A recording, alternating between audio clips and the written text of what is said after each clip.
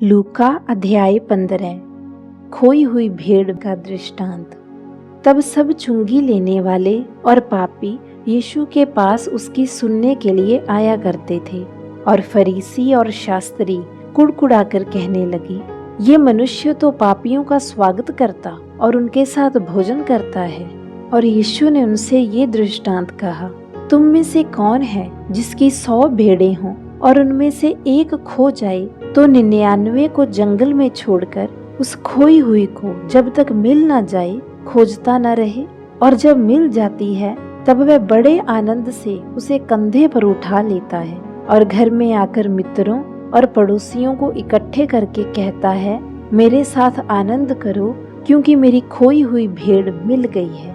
मैं तुमसे कहता हूँ कि इसी रीति से एक मन फिराने वाले पापी के विषय में भी स्वर्ग में इतना ही आनंद होगा जितना कि 99 ऐसे धर्मियों के विषय में नहीं होता जिन्हें मन फिरावे की आवश्यकता नहीं। खोए हुए सिक्के का दृष्टांत। या कौन ऐसी स्त्री होगी जिसके पास 10 चांदी के सिक्के हों और उनमें से एक खो जाए तो वह दिया जलाकर और घर झाड़ बुहार कर जब तक मिल ना जाए परिश्रम से खोजती ना रहे? और जब मिल जाता है तो वह अपनी सखियों और पड़ोसियों को इकट्ठा करके कहती है कि मेरे साथ आनंद मनाओ क्योंकि मेरा खोया हुआ चांदी का सिक्का मिल गया है। मैं तुमसे कहता हूँ कि इसी रीति से एक मन फिराने वाले पापी के विषय में परमेश्वर के स्वर्गदूतों के सामने आनंद होता है। उड़ाऊ पुत्र का दृष्टांत। और यीशु ने कहा, किसी मनुष्य के 2 पुत्र थे और उनमें से छोटे ने पिता से कहा, हे पिता, संपत्ति में से जो भाग मेरा हो वह मुझे दे दीजिए।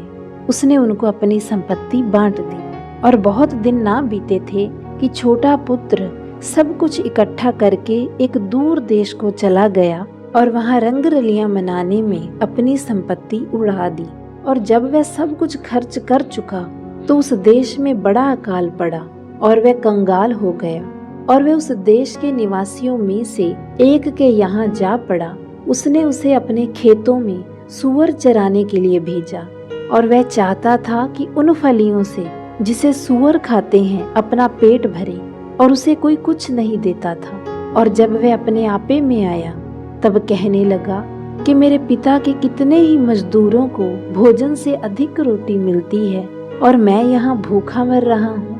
मैं अब उठकर अपने पिता के पास जाऊंगा और उससे कहूंगा कि पिताजी, मैंने स्वर्ग के विरोध में और तेरी दृष्टि में पाप किया है और अब इस योग्य नहीं रहा कि तेरा पुत्र कहलाऊं। मुझे अपने एक मजदूर के समान रख ले। और वह उठा, अपने पिता के पास गया, परंतु वह अभी दूर ही था कि उसके पिता ने उसे देखकर तरस खाया और दौड़कर उसे गले लगाया और बहुत चूमा। और पुत्र ने उससे कहा, पिताजी, मैंने स्वर्ग के विरोध में और तेरी दृष्टि में पाप किया है और मैं अब इस योग्य नहीं रहा कि तेरा पुत्र कहलाऊं।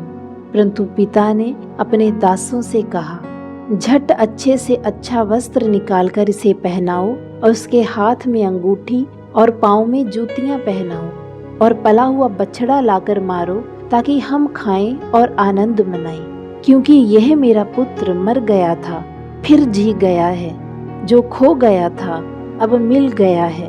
और वह आनंद करने लगी। अब उसका जेठा पुत्र खेत में था, और जब वह आया और घर के निकट पहुंचा तो उसने गाने बजाने और नाचने का शब्द सुना। और उसने एक दास को बुलाकर पूछा, इन सब का क्या मतलब है? और उसने उससे कहा, तेरा भाई आया है और तेरे पिता ने पला हुआ बछड़ा कटवाया है क्योंकि उसे भला चंगा पाया है। यह सुनकर वह क्रोध से भर गया और भीतर जाना ना चाहा, परंतु उसका पिता बाहर आकर उसे मनाने लगा। और उसने पिता को उत्तर देकर कहा, देख, मैं इतने वर्ष से तेरी सेवा कर रहा हूँ और कभी भी तेरी आज्ञा नहीं टाली, ना अपराध किया, तो भी तूने मुझे कभी एक बकरी का बच्चा भी न दिया कि मैं अपने मित्रों के साथ आनंद करता। परंतु जब तेरा यह पुत्र जिसने तेरी संपत्ति वेश्याओं में उड़ा दी है आया तो उसके लिए तूने पला हुआ बछड़ा कटवाया। और उसने उससे कहा, पुत्र, तू सर्वदा मेरे साथ है और जो कुछ मेरा है वह सब तेरा ही है। परंतु अब आनंद करना और मगन होना चाहिए, क्योंकि ये तेरा भाई मर गया था, फिर जी गया है, खो गया था, अब मिल गया है।